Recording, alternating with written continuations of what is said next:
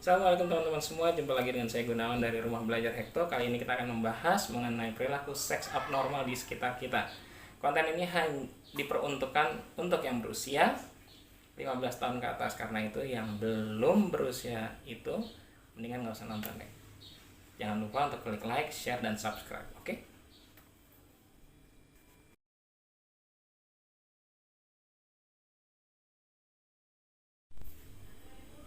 Ya, tadi udah disampaikan ya, kita akan membahas tentang perilaku seks abnormal di sekitar kita. Dan tadi juga sudah disampaikan ini untuk yang berusia 15 tahun ke atas. Jadi kalau yang belum 15 tahun mendingan nggak usah, atau kalau pengen nonton juga harus ditemenin sama yang sudah 15 tahun atau lebih. Untuk apa kita membahas tentang ini? Karena untuk sekedar pertama, kalau itu ada terjadi di lingkungan terdekat kita, bisa untuk dikasih tahu, oh perilaku kamu tuh nggak benar loh. Terus gimana caranya? Secara umum untuk mengatasi ini bisa dengan psikoterapi, dan ini nanti akan dibahas satu persatu dalam video yang berbeda. Kita masuk ke yang pertama, eksibisionisme. Untuk eksibisionisme ini udah ada videonya, udah lebih dulu. Kalau yang lainnya nanti menyusul.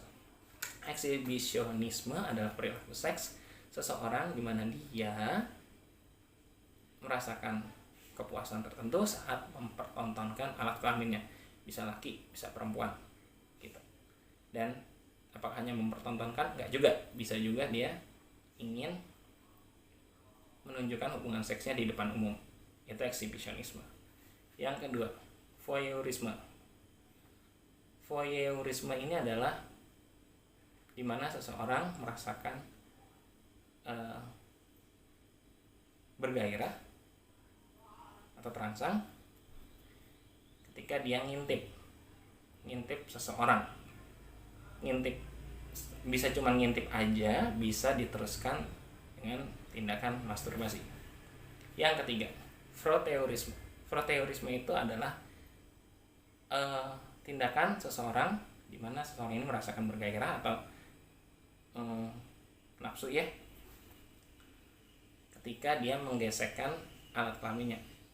Ini dalam kondisi berpakaian ya, biasanya terjadi di keramaian, ngantri tiket atau di antrian apapun itulah, di dalam bis, di dalam kereta, di angkutan umum lah, pokoknya di keramaian-keramaian, di lift, seperti itu. Apakah hanya terjadi pada laki-laki? Maksudnya apakah pelakunya hanya laki-laki? Ya enggak juga, perempuan juga bisa. Karena dulu saya pernah dikasih tahu, ada kenalan saya, dia cerita lagi naik bis kok tangannya ditempel sama dada perempuan, udah digeser tangannya pindah, masih dilakukan kayak. Akhirnya teman saya itu menjauh, dan daripada takut ada hal-hal yang nggak enak gitu, soalnya kan di tempat umum kan,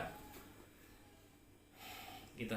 Yang keempat, pedofilia. Pedofilia itu adalah seseorang terangsang secara seksual terhadap orang yang di bawah umur. Ini bukan masalah rentang umur yang jauh ya, misalnya laki-laki 30 tahun tertarik dengan remaja perempuan 15 tahun, karena rentang umurnya tuh jauh tuh ya. Bukan seperti itu. Jadi kalau pokoknya dia laki-laki atau perempuan, dia tertarik dengan seseorang yang di bawah umur, misalnya masih SD, nah itu bisa dianggap sebagai pedofilia. Bukan rentang umurnya, tapi usia si orang yang disenenginnya itu yang difokuskan.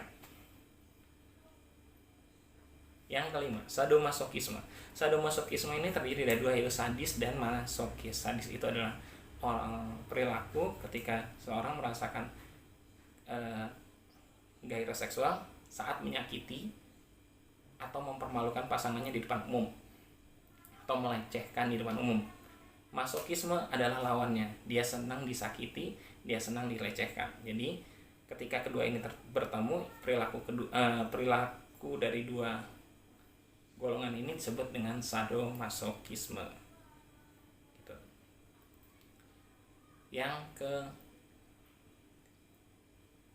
6, transvestitisme atau transvestite orangnya. orangnya disebut dengan transvestite. Dia ini cross dresser. Jadi seorang laki-laki, misalnya seorang laki-laki ya, tertarik secara seksual saat melakukan hubungan, di mana dia, si laki-laki ini menggunakan pakaian dari yang berlawanan dengan jenis kelamin. Jadi kalau laki-laki ini berhubungan seksual, dia merasa bergairah luar biasa saat menggunakan pakaian perempuan. Begitu pula kalau misalnya yang perempuan merasakan bergairah saat memakai pakaian laki-laki. Beda ya dengan waria. Kalau waria itu kan adalah ketika seseorang merasa terjebak dalam jenis kelamin yang salah. Jadi wujudnya laki-laki tapi dia merasa jiwanya perempuan, itu waria. Kalau transvestite itu cross dresser, pakaian yang jadi fokus.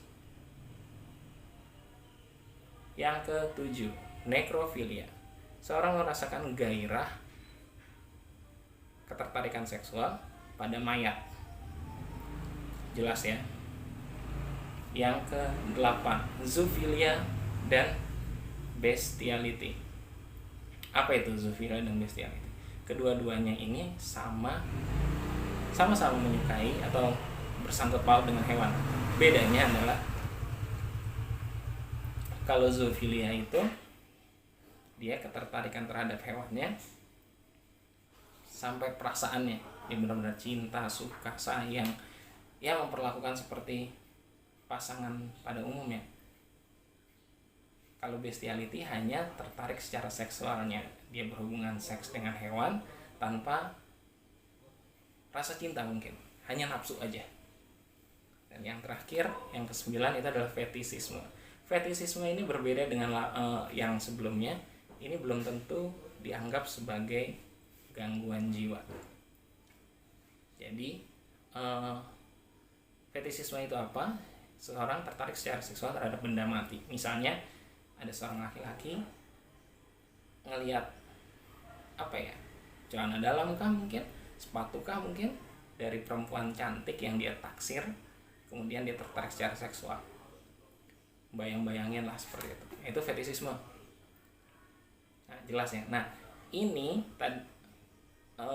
seperti saya bilang tadi, belum tentu dianggap sebagai gangguan jiwa. Kenapa? Karena kalau misalnya menggunakan sex toy, apakah itu gangguan jiwa? Kalau hanya dia sekedar menuntaskan hasratnya lah, gampangnya begitu. Belum, sebagian menganggap itu tidak. Nah, karena itu tadi saya bilang yang terakhir ini, fetisisme ini belum tentu dianggap sebagai gangguan jiwa, sedangkan yang sebelumnya itu iya. Jelas ya. Jadi kalau misalnya ada teman-teman yang mungkin di lingkungannya ada yang seperti ini, dibilangin lah baik-baik gimana seharusnya. Kalau emang memerlukan psikoterapi, ya lakukanlah. Kalau emang terjadi sama teman-teman, ya itu, lakukanlah psikoterapi, mengkontak atau menghubungi orang-orang yang bisa menyelesaikan masalahnya, bukan diterusin ya. Kira-kira paham ya? Oke, mungkin sudah jelas ya, cukup sekian. Nanti ada video-video tersendiri yang membahas ini satu persatu. Jangan lupa untuk klik like, share, dan subscribe, dan berikan, kalau ada pertanyaan tulis di kolom komen. Kalau mau tanya di luar topik ini, caranya bagaimana?